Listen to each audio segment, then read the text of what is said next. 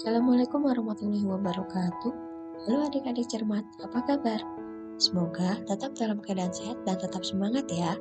Dalam video pembelajaran kali ini, kakak akan menyampaikan materi dari tema 2, Persatuan dalam Perbedaan, bagian subtema 3, Bersatu Kita Teguh, bersama kakak, Kak Anggita.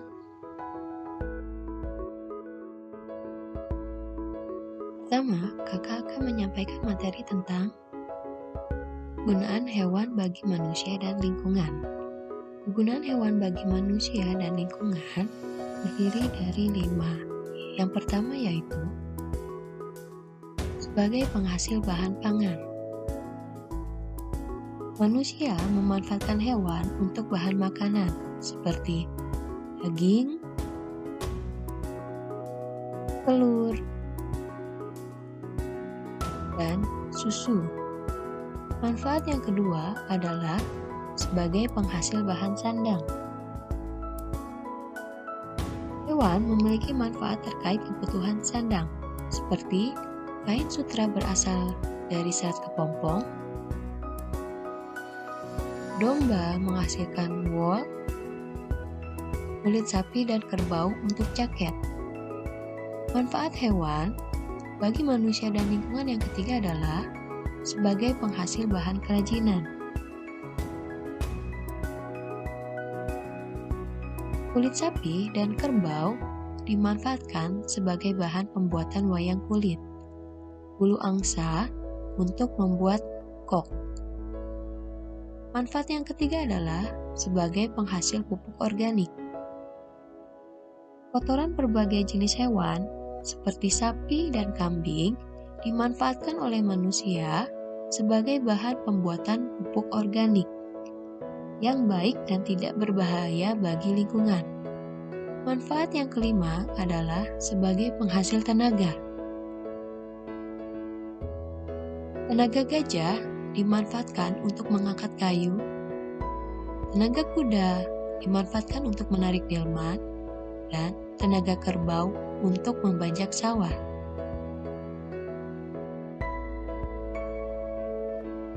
Selain hewan yang bermanfaat bagi manusia dan lingkungan, tumbuhan juga mempunyai kegunaan bagi manusia dan lingkungan. Berikut kakak akan menjelaskan tentang kegunaan tumbuhan bagi manusia dan lingkungan. Yang pertama adalah sebagai bahan makanan.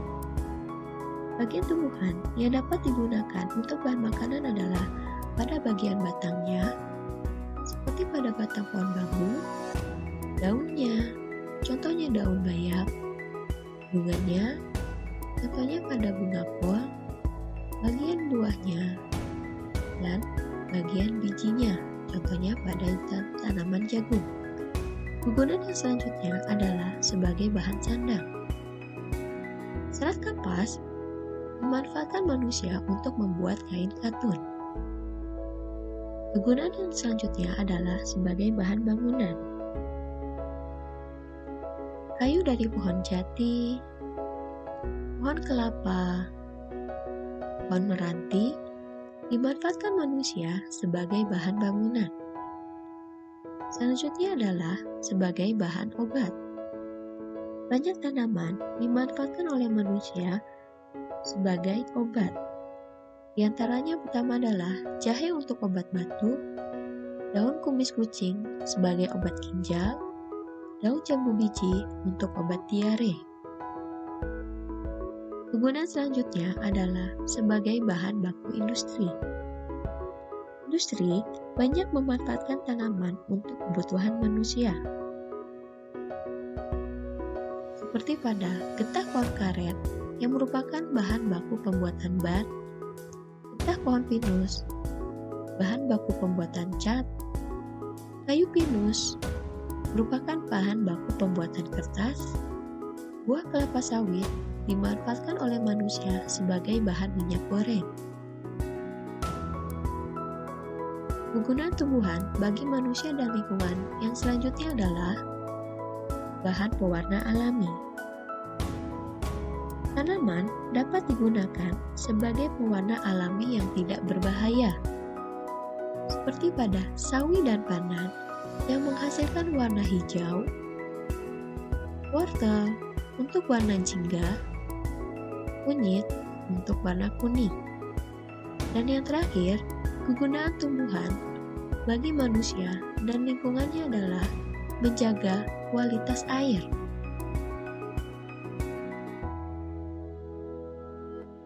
Tanaman bakau merupakan penyaring alami dari air laut menjadi air tawar. Adik-adik cermat, tentu pernah mendengar kata baku. Apa itu kata baku? Kata baku adalah sebuah kata yang digunakan baik dalam tulisan maupun perkataan sudah sesuai dengan pedoman atau kaidah bahasa yang ditentukan. Kata baku digunakan untuk kalimat resmi, membuat laporan, karya ilmiah, surat lamaran kerja, saat musyawarah atau diskusi, saat berpidato atau rapat. Berikut, kakak akan menerangkan contoh kata tidak baku dan kata bakunya. Yang pertama adalah nasihat. Kata bakunya adalah nasihat. Selanjutnya adalah apotik. Seharusnya atau kata bakunya adalah apotek. Kata tidak baku cuman. Menjadi kata bakunya adalah cuma. Bubuk, kata bakunya adalah bubuk. Jadwal, kata bakunya adalah jadwal.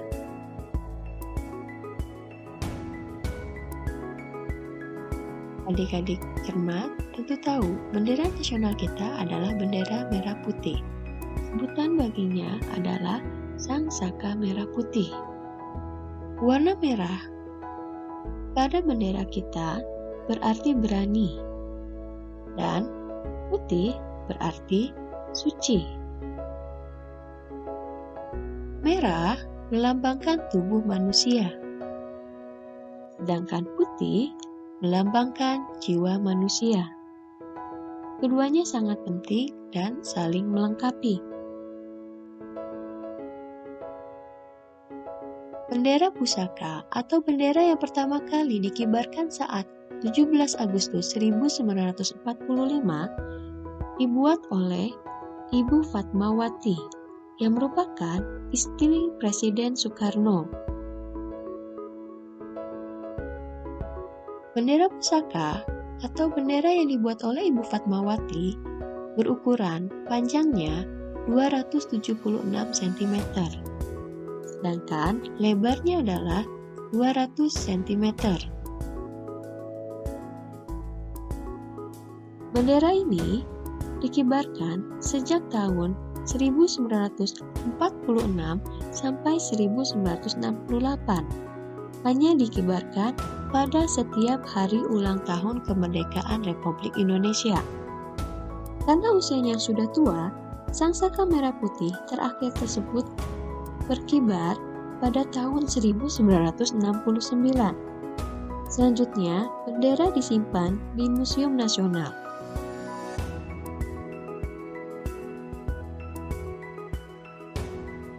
Pernahkah adik-adik cermat mendengar pepatah bersatu kita teguh, bercerai kita runtuh? Pepatah tersebut bagi bangsa Indonesia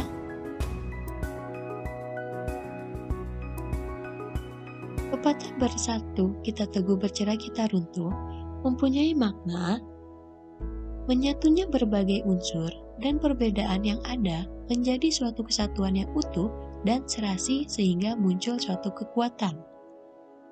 Oleh sebab itu, menjaga persatuan dan kesatuan bangsa merupakan kewajiban seluruh rakyat Indonesia, karena negara kita terdiri atas berbagai suku, agama, dan ras.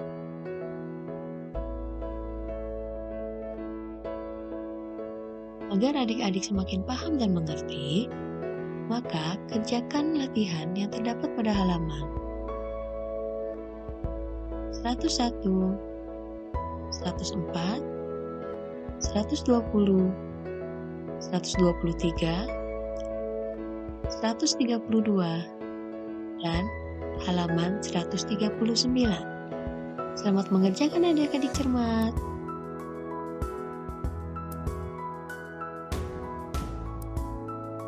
Sekian video pembelajaran dari kakak kali ini. Kakak minta maaf apabila banyak kekurangan dalam video ini.